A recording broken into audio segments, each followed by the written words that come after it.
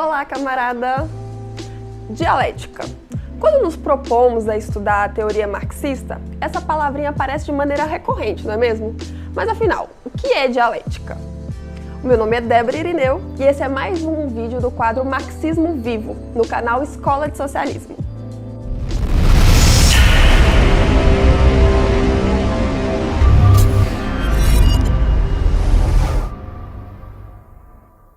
Se buscarmos no dicionário, podemos encontrar a seguinte definição: substantivo feminino, arte do diálogo, arte de, através do diálogo, fazer uma demonstração de um tema, argumentando para definir e distinguir com clareza os assuntos e conceitos debatidos nessa discussão. A etimologia é até interessante, mas não é nem de perto suficiente para entender esse conceito. A dialética tem sido objeto de estudo e debate ao longo dos séculos, e ainda hoje é um tópico relevante na filosofia e em outras áreas do conhecimento. Nesse sentido, vamos explorar aqui os principais conceitos e ideias associados à dialética, desde a sua origem até as suas aplicações na atualidade. O nosso papo começa lá na Grécia Antiga, onde surge a noção de dialética com o filósofo Heráclito, aquele que afirmou que tudo está em constante mudança, que os opostos são complementares. É dele a frase: ninguém entra em um mesmo rio uma segunda vez, pois quando isso acontece, já não é o mesmo, assim como as águas já serão outras. Os gregos acharam essa concepção de Heráclito muito abstrata, muito unilateral, exagerada demais. Chamaram o filósofo de Heráclito o Obscuro. Coitado, né? Havia certa perplexidade em relação ao problema do movimento, da mudança. Sócrates, por sua vez, era contemporâneo dos sofistas e aprimorou a dialética ao utilizá-la como um método de investigação filosófica, que consistia em questionar os interlocutores até que se chegassem a conclusões lógicas. Platão, discípulo de Sócrates, foi quem mais desenvolveu a dialética, tendo criado um método dialético conhecido como maiêutica, que consistia em levar o interlocutor a chegar às suas próprias conclusões por meio de questionamentos que o levaram a refletir sobre suas próprias ideias. Esse método ficou famoso por ser um meio dos diálogos platônicos nos livros lá, a República e o Fedro, em que era por meio do diálogo que chegaríamos ao conhecimento. Aristóteles, outro grande filósofo grego, desenvolveu uma forma diferente de dialética, que consistia em analisar e classificar as ideias de maneira lógica e sistemática, estabelecendo as regras da argumentação e do debate, a dialética como lógica do provável. Esse método ficou conhecido como lógica aristotélica e foi a base da lógica formal utilizada até hoje, inclusive. E desde então, a dialética nunca deixou de ser debatida e estudada, em que pese a metafísica tenha ganhado espaço no campo filosófico, né? Durante a Idade Média, por exemplo, a abordagem dialética perdeu sentido, o foco da filosofia acabou sendo outro. No entanto, no início do século XIX, a dialética ganhou um maior desenvolvimento com o filósofo alemão Friedrich Hegel, que a utilizou como uma ferramenta para entender a história e a evolução da humanidade.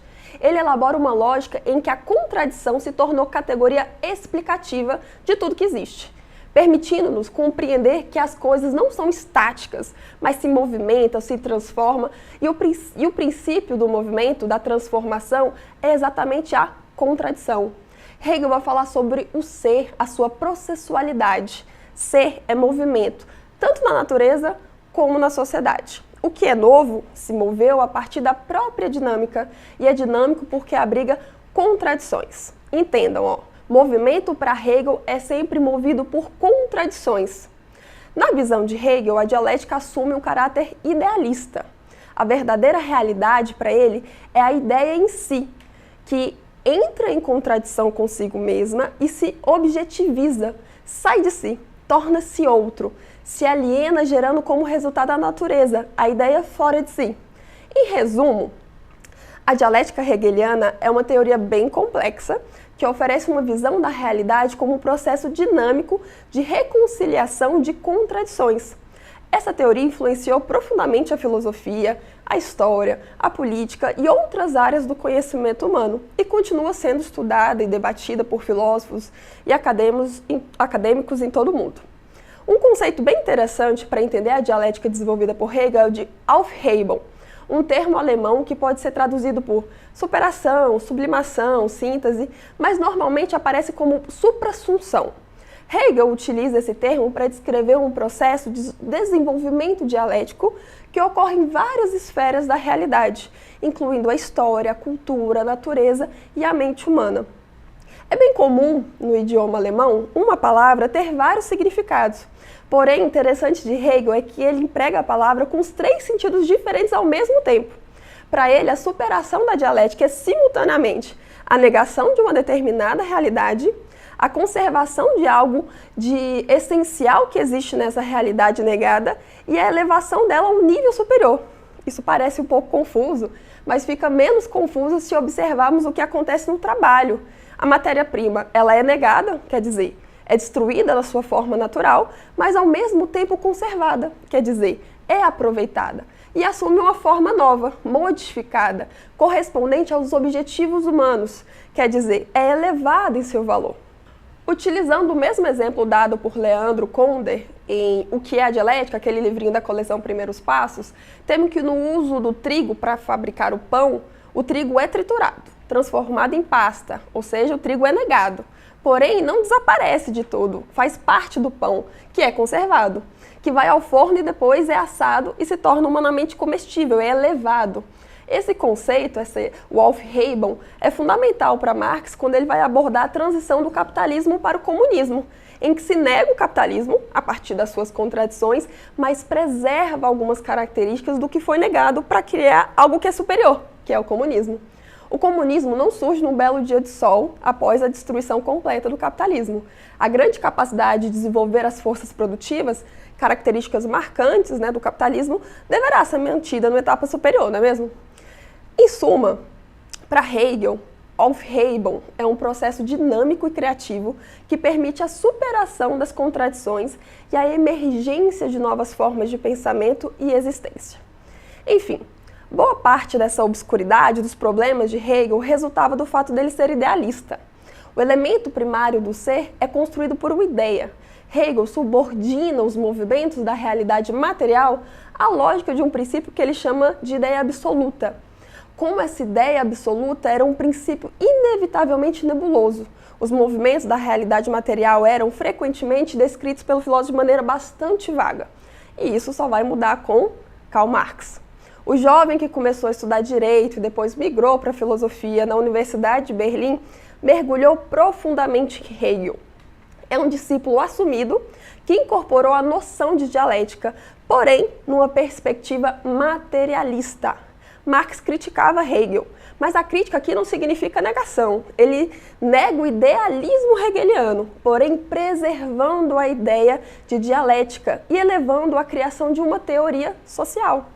Marx percebeu a riqueza da forma de pensar desenvolvida por Hegel, mas percebeu ao mesmo tempo sua limitação, que era ser idealista. Para Marx, a dialética em Hegel estaria invertida, está de cabeça para baixo. Em suas palavras, ele dizia que a dialética hegeliana precisava ser libertada da sua carapaça mística. Então, ele vai se debruçar e produzir, junto com Engels, textos que expressam uma visão materialista do pensamento hegeliano, criticando vários pensadores da época que seguiam uma perspectiva idealista, em A Sagrada Família, a ideologia alemã, por exemplo. É preciso reconhecer que não existiria teoria marxista sem a dialética de Hegel. E se quisermos entender verdadeiramente os estudos de Marx, precisamos nos apropriarmos da noção de dialética. Isto é, sem uma boa compreensão da dialética, a leitura de Marx torna-se mutilada, empobrecida. Lenin, por exemplo, o grande revolucionário e teórico russo, dizia da importância da dialética para a teoria revolucionária. Ele propunha grupos de estudos sobre esse assunto. Tem até um livro de Lenin chamado Caderno sobre a Dialética de Hegel. Ele vai dizer, inclusive, que não é possível entender o primeiro capítulo da obra O Capital sem entender a dialética de Hegel. Bom, o que Marx faz é desenvolver a dialética em bases materiais, tendo do ponto de partida indivíduos reais, produzindo seus meios de vida e desencadeando a história como obra dos próprios homens. Então, a dialética em Marx é a forma pela qual ele busca entender a dinâmica e evolução das sociedades humanas, bem como as contradições e conflitos que surgem dentro delas. Essa abordagem é baseada na análise de opostos, que se confrontam e se transformam, gerando mudanças históricas e sociais. Marx utiliza a dialética para compreender a luta de classes e a transformação da sociedade capitalista. Assim, a partir da dialética, Marx vai se apropriar de alguns conceitos que são fundamentais, que são centrais para o desenvolvimento da sua teoria social. Entre eles, a gente pode destacar alguns, como, por exemplo, de contradição. A dialética parte da ideia de que tudo contém uma contradição interna, ou seja, que há elementos opostos e conflitantes dentro de qualquer fenômeno. Essa contradição é o que impulsiona a mudança e a transformação. São as contradições que estruturam a totalidade. Sem elas, as totalidades são amorfas. Outra categoria importante é movimento. A dialética entende que a realidade como um processo em constante movimento, em que nada é fixo ou permanente, tudo está em transformação e evolução, impulsionado pelo conflito e pela contradição. A totalidade. A dialética entende a realidade como uma totalidade, em que todos os elementos estão interconectados e interdependentes. Para entender o fenômeno, é necessário considerá-lo em relação ao todo que está inserido. Essas relações formam um sistema interdependente que é influenciado tanto pelas forças sociais e econômicas, como pelas ideias e concepções que são produzidas na sociedade. A totalidade, portanto, não é simplesmente a soma das partes que a compõem, mas sim uma entidade que é mais do que a soma de suas partes. Outro conceito importante é o de mediação, que se refere ao processo pelo qual as relações sociais e econômicas são intermediadas por diferentes elementos, tais como o Estado, a lei, a ideologia e a cultura. Esses elementos são vistos como instrumentos utilizados pelas classes dominantes para manter o controle da sociedade. Mas a mediação é um processo contraditório e também pode abrir espaço para a resistência e a luta de classes subalternas. Assim, a mediação pode ser vista como um terreno de disputa entre as classes sociais. Um exemplo de mediação em Marx é a relação entre o trabalho e o capital. O capital é visto como um elemento de mediação que permite a extração de mais-valia do trabalho, o que gera a exploração da classe trabalhadora. No entanto, a luta de classes pode levar à contestação dessa mediação e à busca por formas de organização que permita a emancipação da classe trabalhadora. Fica evidente que é preciso equipar-se da dialética e suas categorias para fazer uma leitura não só de Marx, mas da nossa realidade. Adorno, por exemplo, vai dizer que a dialética não é apenas um método, ela supera o próprio método, ela dissolve a rigidez dos processos. E podemos acrescentar que é válida não apenas para a realidade social, mas para a natureza como um todo. Engels tinha preocupação de defender o caráter materialista da dialética, tal como Marx e ele concebiam. Era preciso evitar que a dialética da história humana fosse analisada como se não tivesse absolutamente nada a ver com a natureza, como se o homem não tivesse uma dimensão irredutivelmente natural e não tivesse começado a sua trajetória na natureza. Conder afirma que uma certa dialética na natureza era para Marx e Engels uma condição prévia para que pudesse existir a dialética humana. Engels se concentrou, portanto, suas atenções no exame dos princípios daquilo que ele chamou de dialética da natureza e chegou à conclusão de que as leis gerais da dialética podem ser reduzidas no essencial a 3. Vamos entender mais o que são essas leis da dialética. Obviamente que isso não pode ser encarado como um checklist, uma receita que se aplica para se ler o mundo. Usar a dialética, suas leis como um método dessa forma enrijecida, seria antidialético, inclusive. Mas antes de vermos essas leis, se você já chegou até aqui, peço para que curta o vídeo, deixe o like, acione as notificações e se inscreva no canal, ok? Vamos lá! A primeira lei da dialética é a lei da unidade e luta dos contrários. Essa lei nos diz que todo processo ou fenômeno é composto de forças opostas que estão em constante conflito.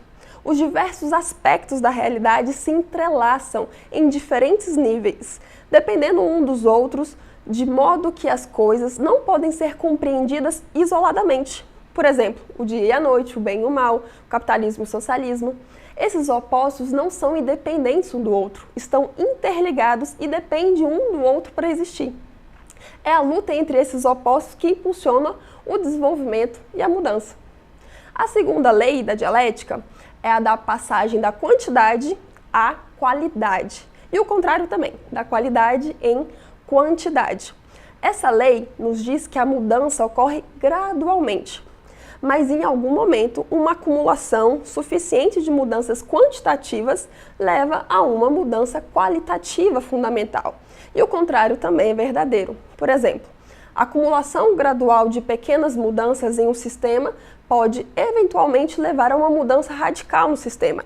É como uma gota de água que gradualmente escava uma pedra, até que um dia a pedra se parte, como é o processo do intemperismo da rocha naturalmente. Ou a água que vai esquentando até atingir 100 graus centígrados e ferver, quando passa do estado líquido ao gasoso. Bom, e a terceira lei da dialética é a lei da negação da negação. Essa lei nos diz que quando uma mudança qualitativa ocorre, ela nega ou supera a mudança anterior, mas também preserva elementos importantes daquela mudança anterior. Em outras palavras, a mudança qualitativa não destrói completamente o que veio antes, mas sim incorpora elementos importantes do passado no novo estado de coisas. Por exemplo, o socialismo nega o capitalismo, mas também incorpora elementos importantes do capitalismo em sua estrutura. Então, são essas três leis fundamentais da dialética: a lei da unidade, luta dos contrários, a lei da transformação quantitativa em qualitativa e a lei da negação da negação. Essas leis nos ajudam a entender como as coisas mudam, se desenvolvem no mundo e são uma ferramenta poderosa para análise crítica de processos sociais, políticos e econômicos. Bom, vou deixar algumas sugestões de leituras para algumas obras que a gente utilizou aqui na montagem desse vídeo. Vou começar com a introdução à dialética, para quem quer começar, o livrinho da coleção Primeiros Passos, do Conder.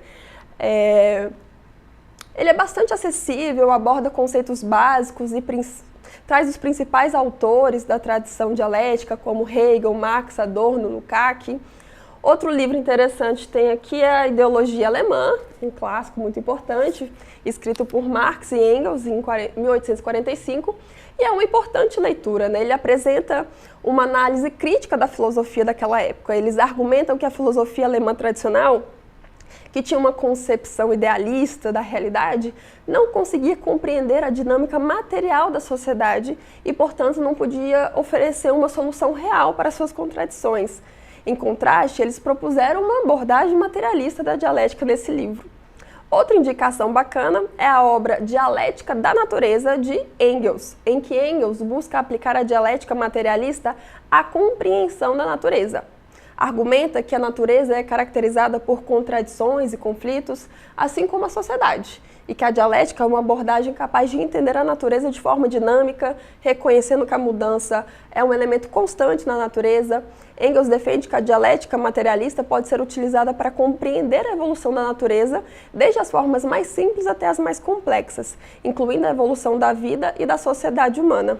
Ele argumenta, por exemplo, que a negação da natureza não é determinada por uma força divina ou sobrenatural, mas sim pelo desenvolvimento das contradições internas que existem em todas as coisas e processos naturais.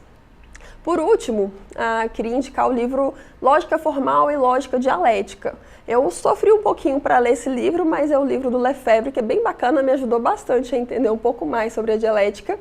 E esse teórico francês, ele utiliza a dialética como uma abordagem fundamental para entender a realidade social, criticando a lógica formal e a concepção positivista da ciência, e propondo uma perspectiva crítica e dialética sobre a sociedade. Espero que esse papo tenha sido útil para você entender melhor o que é dialética. Obrigada por assistir e até a próxima. Beijo!